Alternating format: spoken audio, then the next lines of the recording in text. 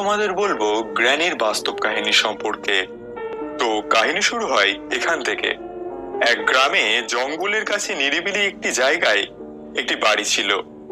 এই বাড়িতেই বসবাস করত একটি ছোট্ট পরিবার। পরিবারটিতে ছিল মোট 4 জন সদস্য, যাদের মধ্যে ছিল একজন ব্যক্তি, তার স্ত্রী সেলেন্ড্রিনা, তাদের একটি কন্যা সন্তান এবং সেলেন্ড্রিনার মা, যিনি এই গেমের গ্র্যানি। কাজের সূত্রে ওই ব্যক্তি বেশিরভাগ সময় বাইরেই থাকতেন, তাই ওই বাড়িতে মূলত সেলেন্ড্রিনা, তার মা এবং বাচ্চার সাথেই থাকতো। গ্র্যানি মূলত ওই বাচ্চাটির দেখাশোনা করতেন, কিন্তু সেলেন্ড্রিনার কারণেই পরিবারের নানা অমঙ্গলের উদয় হতো। কারণ সেলেন্ড্রিনা বিভিন্ন কালো জাদু এবং তন্ত্রমন্ত্রের উপর বিশ্বাস করত। সেজন্যই গ্র্যানি সেলেন্ড্রিনার উপর বেশ অসন্তুষ্ট ছিল। সেলেন্ড্রিনার মেয়েও তার কাছে যেতে তেমন পছন্দ করতো না। তো বন্ধুরা, এমন ভাবেই দিন কেটে যাচ্ছিল।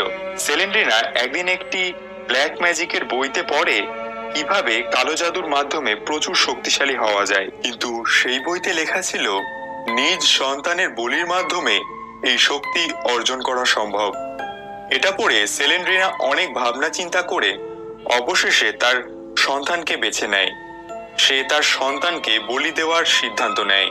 আগেই বলেছি, তার মেয়ে তার কাছে তেমন যেত না, তাই সেলেন্ড্রিনার তার সন্তানের প্রতি তেমন মায়াও ছিল না।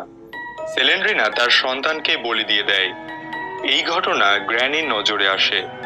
গ্র্যানি এটা দেখতে পেয়ে চেঁচিয়ে ওঠে। গ্র্যানি সেলেন্ড্রিনাকে পুলিশের ভয় দেখায়। সেলেন্ড্রিনা গ্র্যানির এই কথা শুনে রীতিমতো ভয়ও পেয়ে যায়। সে বাধ্য হয়ে তার মাকে একটি ঘরে বন্দি করে রাখে।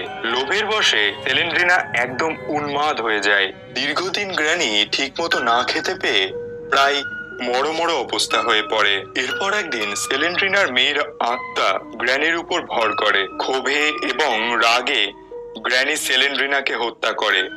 কিছুদিন পর সেলেন্ড্রিনার স্বামী বাড়ি ফিরলে গ্র্যানি তাকেও তার লাঠি দিয়ে মাথায় আঘাত করে মেরে ফেলে।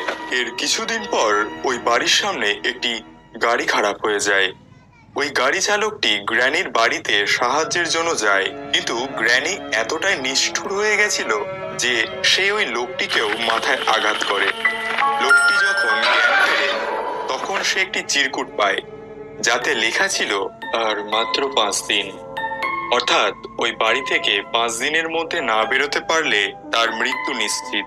লোকটি বুঝতে পারে ওই বাড়ি থেকে তার বেঁচে ফেরা অসম্ভব, তাই সে ওই বাড়িতে একটি চিঠি লিখে রেখে যায়। সে লেখে কিভাবে সে ওই বাড়িতে এলো। 5 দিন পর গ্র্যানি ওই লোকটিকেও বলি দিয়ে দেয়। তো এই ছিল গ্র্যানির গল্প।